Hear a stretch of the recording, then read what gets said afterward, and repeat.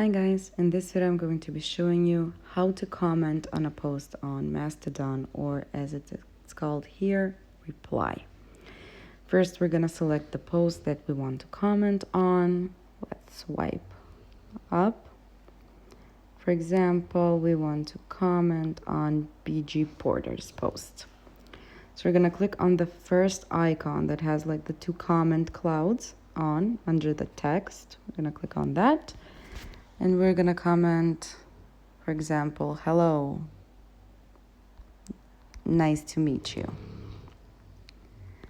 Then we're going to click publish. And as it's published, now we're going to swipe down. And as you can see, it's published as a reply. And only the author of the post can see your reply. That's how the comments are published on this app. That's how it's done.